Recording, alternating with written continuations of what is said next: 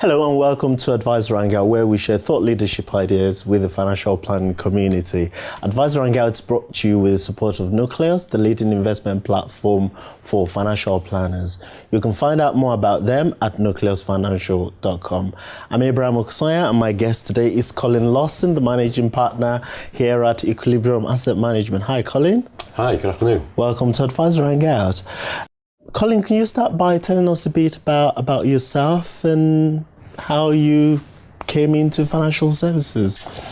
Well, like many people, I fell into financial services. I think it's fair to say that school didn't suit me particularly well. So I left as early as possible at 16 and had one O-level at the time and had no idea what I wanted to do. And first job was a youth training scheme at the Automobile Association, and got a job with them on their general insurance division, the car insurance claims. And was enjoying it, but I soon realised that I'd progressed to a grade 3. And my manager was a grade 20, and he was the same age as I am now. And I thought, well, if I work really hard, then in 20 years' time I can be as equally unhappy and stressed out as he is. And it wasn't a particularly motivating place to work. No. But luckily, right next door was Norwich Union.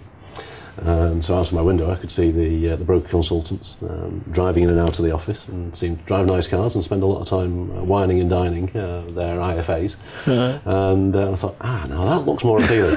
And so got a job on administration with Norwich Union. Worked there for a number of years, got brilliant training, and then got my first broker consultant role at Britannia Life. So covered all of North Wales initially, and then covered Stoke-on-Trent, and then South Manchester, where we are now. And gave me great insight to firms of all different shapes and sizes, and what made them work, and in many ways what didn't make them work. And so eventually decided that corporate life wasn't for me, and thought I would branch out on my own and set up a business from scratch, which I did back in 1995. Wow. Good. So tell us about Equilibrium, where the firm is today, and what the journey has been like. Today we've just passed through the 400 million of assets barrier, which is great. Well done. Congratulations. Thank you. Hopefully we'll get to 500 million in the next year or so. And turnover-wise, we'll get close to about 5 million this year.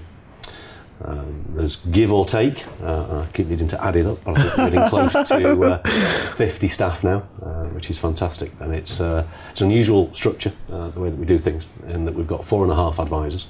I'm one of the halves, because obviously only part of my time is spent advising clients. A lot of it's spent in terms of running the business and setting the strategy for the future.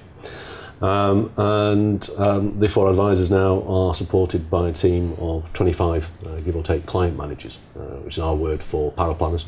Clients don't understand the word paraplanner, so we changed it to client manager, who will do all of the back office work. They will sit in on meetings, they'll take all the meeting notes, they'll do all the actions and have all the client contact thereafter. And the main idea is to allow us to leverage the advisors as much as possible. We think that they should spend their time, strangely enough, advising, not filling out paperwork or dealing with queries. And so having it in that structure and seeing almost all of our clients in the offices here then allows the advisors to comfortably do 10 to 12 meetings a week, service a great deal of assets and clients as a result. That's a very interesting structure. Think about it, 400 million asset on management, 5 million turnover, 5 advisors, and you have, 5 paraplanners to 1 advisor, something like that. Yeah. Just doing the maths in my brain. I don't know if it's correct, but I'm just thinking that's a very different structure from what I see in vast majority of firms. I'm getting a picture of your advisors, super advisors, supported by these client managers or paraplanners. How did you come up with that structure, and why does it work so well? Honestly, laziness. Right. A combination of laziness and incompetence. I'm very blessed in that I'm good at a few things and very bad at a lot of things. And I think a lot of advisors will fall into that camp. I am very good with the clients, I'm very good in setting the portfolios, very good with the strategy. But when it comes to administration, report writing, organisation, it's not my strength. And so initially the logical and easier way to carry on writing more business and seeing more clients is to give away more and more things. So it starts off with a list of the things that you're not particularly good at, the things that you don't like doing, the things that don't fulfill you in the day, and saying, right, okay, who else can I get to do those for me? And our client managers are fantastic. They're hugely qualified. Many of them are chartered financial planners in their own right.